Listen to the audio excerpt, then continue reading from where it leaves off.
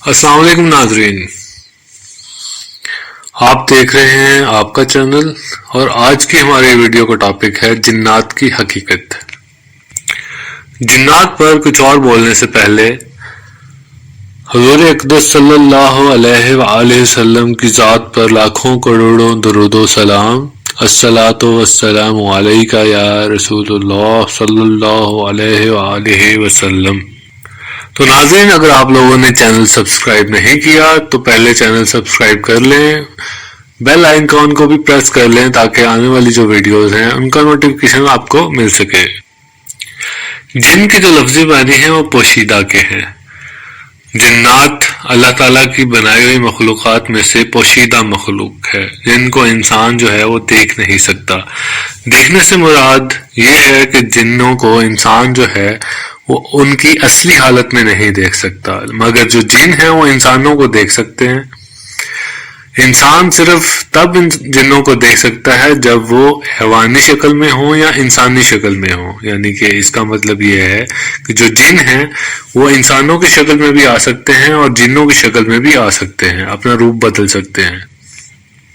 जिन्नों को नारी मखलूक भी बोलते हैं क्योंकि अल्लाह ताला ने इनको आग से बनाया है। इनकी जो असास है, इनकी जो बेस है वो आग है। जैसे इंसान की जो असास है, जो बेस है वो मिट्टी है, लेकिन इंसान के अंदर मिट्टी नहीं होती। इसी तरह जो जिन हैं उनके अंदर आग नहीं होती। इसी से मुताल्लिक एक वाक़या अहादीस में दर्ज है कि हुजूर अकरम सल्लल्लाहु अलैहि वसल्लम ने एक दफ़ा जिन को गर्दन से दबोचा तो उसका लुआब दहन हुजूर अकरम सल्लल्लाहु अलैहि वसल्लम के हाथ पे गिरा, जिसकी ठंडक हुजूर अकरम सल्लल्लाहु अलैहि वसल्लम को महसूस हुई। इससे एक चीज और साबित होती है कि इंसान जो है वो जिन को छू सकता है, लेकिन ये क्योंकि हुजूर अकरम सल्लल्लाहु अलैहि वसल्लम ने छुआ था तो ये हो सकता है कि इंसान जिनको छू ना सकता हो जब वो अपनी असली हालत में हो, क्योंकि इंसान तो देख भी नहीं सकता जब जिन जो है वो अपनी असली हालत में होता है। सिर्फ जो नबी हैं वो इंसान जिन्नों को उनकी असली हालत में देख सकते हैं। आम इंसान जिन्नों को उनकी बदली हुई हालत में देख सकते हैं, बदली हुई शक्ल में देख सकते हैं। तो उनकी बदली हुई जो शक्ल है वो किसी इंसान की शक्ल हो सकती है, वो किसी हैवान की शक्ल में हो सकते हैं। आम तौर पे ये कुत्तों की शक्ल में आते हैं, सांपों की शक्ल में आते हैं, लेकिन कभी कभार ये बिल्लियों की शक्ल में भी हो सकते हैं। इसीलिए कहा जाता है कि अगर आपके घर में कभी सांप आ जाए तो उसको फौरन कत्ल करने की कोशिश ना करें, उससे एक दफा दरख्वास्त करें कि वो आपके घर से चला जाए। अगर तो वो मुसलमान या मोमिन जिन होगा तो आपके घर से चला जाएगा। अगर वो वाकई सांप है या काफिर जिन है या शर्रंगेज जिन है तो आपके घर से नहीं जाएगा, तो फिर आप उसको कत्ल कर सकते हैं। इससे एक और चीज साबित होती है कि जो जिन हैं उनमें भी मुसलमान और गैर मुसलमान ग्रोह होते हैं। जैसे मुसलमानों में ज्यादा नेक लोग होते हैं, कुछ लोग कम नेक होते हैं, मतलब गुमराह हो जाते हैं। इसी तरह जिन्नों में भी इसी तरह ग्रोह हैं, फिरके हैं। तो जिन्नों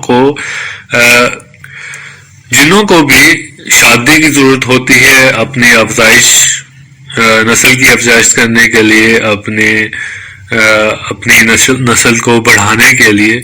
तो जो मुसलमान जिन हैं वो शादी करते हैं, वो सारी शरीयत के अहकाम के पाबंद होते हैं। जो गैर मुस्लिम जिन होते हैं वो ऐसे ही जैसे गैर मुस्लिम इंसान होते हैं, इसी तरह उनका गुजर बसर होता है, उनके अपनी रस्म व रवाज होते हैं। जिन्नों की जो है तादाद वो बहुत ज्यादा होती है, जो उनकी औलाद है वो लाखों में होती है, उनकी जो उम्रें हैं वो कई हजारों सालों में होती है। इसीलिए उनकी जो तादाद है वो जमीन पर बहुत ज्यादा है और इंसान के जमीन पर आने से पहले भी बहुत ज्यादा थी। इवन अहादीस में है कि जिन्नों की जो तादाद है वो फरिश्तों को भेज के कत्लेआम करवा के कम की गई थी। इब्लीस जो जिन्नों का बाप कहलाता है, क्योंकि ये कहा जाता है कि इब्लीस को जिन्नों में सबसे पहले पैदा किया गया था। वो पहले एक नेक जिन था और जब कत्लेआम के लिए फरिश्तों को और जिन्नों को भेजा गया था अल्लाह ताला की तरफ से जमीन पर, तो उस टाइम इब्लीस भी उस फौज में शामिल था जिसने जिन्नों का कत्लेआम किया था। क्योंकि जिन्नों में भी नफसानी ख्वाहिश होती है ان میں بھی تکبر آ سکتا ہے، تو ابلیس میں بھی تکبر آ گیا تھا، جس کی وجہ سے اس نے حضرت آدم علیہ السلام کو اللہ کے حکم پر سجدہ کرنے سے انکار کر دیا تھا۔ اسی وقت ابلیس نے اللہ تعالیٰ سے قیامت تک زندہ رہنے کی مہلت مانگی تھی، اسی لیے جنوں میں صرف ابلیس ہی ہے جو قیامت تک زندہ رہے گا۔ باقی جن بے شک ان کی عمریں کئی ہزار سال تک ہوتی ہیں، لیکن ان کو موت آتی ہے جیسے انسانوں کو موت آتی ہے۔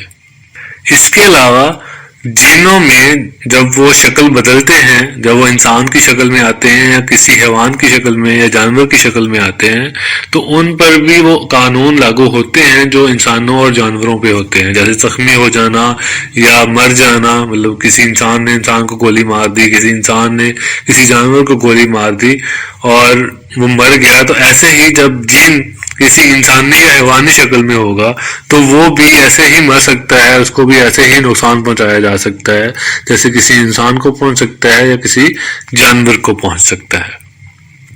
اس کے علاوہ ایک اور جو چیز پوچھی جاتی ہے کہ جنوں کی خوراک کیا ہے۔ جنوں کی جو خوراک ہے وہ ہڈی ہے، اور جو ان کے جانور ہیں ان کی خوراک گوبر ہے۔ جب ہڈی جنوں کے سامنے آتی ہے تو ان کو ایسا محسوس ہوتا ہے کہ یہ گوشت ہے، وہ گوشت سے بھر جاتی ہے۔ اسی لیے بزرگ یہ فرماتے ہیں کہ ہڈیوں کو ناپاک جگہ پر نہ پھینکا جائے، یا ہڈی سے یا گوبر سے استنجا نہ کیا جائے۔ اس کی وجہ یہ ہے کہ جو مومن جن ہیں، جو مسلمان جن ہیں، ان کی خوراک ہڈی، ان کی خوراک بھی ہڈی ہے، تو اگر ہڈیاں یا گوبر جو ہے وہ ناپاک ہو جائے گی تو مومن جن کی جو خوراک ہے وہ کہاں سے آئے گی۔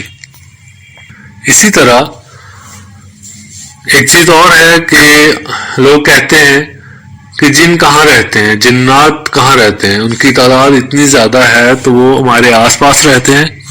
تو بزرگ علماء یہ کہتے ہیں کہ جو جن ہیں وہ انسانوں کے اندر رہنا پسند نہیں کرتے، ان کی بستیاں الگ سے ہیں۔